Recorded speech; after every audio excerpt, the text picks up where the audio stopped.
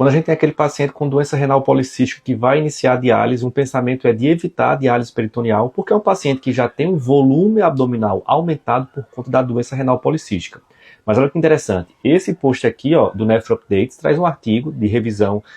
retrospectivo da Mayo Clinic que fala justamente que não parece ter motivo para a gente contraindicar a diálise peritoneal no paciente com doença renal policística. Inclusive, aqueles pacientes que têm doença hepática importante, que têm uma doença renal classificação 1C, 1D e 1E, ou seja, que tem maiores volumes renais, isso não parece ser um fator impeditivo para a realização de diálise peritoneal. Logo, com esse post aqui, a gente aprende a não contraindicar diálise peritoneal em todos os pacientes com doença renal policística. Claro que, se a gente tem aquele nosso paciente que já sofre de complicações por conta do aumento do volume dos órgãos, né? O volume hepático, o volume renal, muitas vezes paciente que já está em desnutrição, porque não consegue se alimentar bem por conta do volume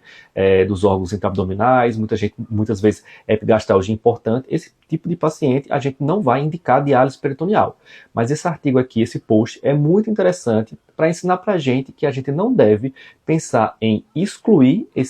essa terapia dialítica no paciente com doença renal policística, porque muitos pacientes se adaptam muito bem ao método e vivem aí por anos com qualidade de vida. Uma coisa que a gente tem que ficar atento é que, apesar desse método não se associar com maior risco de peritonite naqueles pacientes com DRPAD, quando compara com os que não têm DRPAD, a gente tem um maior risco de hérnias abdominais. Então, o paciente que a gente tem que ficar de olho, porque além da doença renal policística aumentar o risco de hérnia abdominal, o método dialítico, a diálise peritoneal, também pode aumentar o risco de hérnia umbilical, hérnia incisional. Então, seria uma atenção a mais para a gente ter naquele nosso paciente com DRPAD que está em tratamento de diálise peritoneal. Um post muito interessante, muito prático, que está lá no Nephro Updates.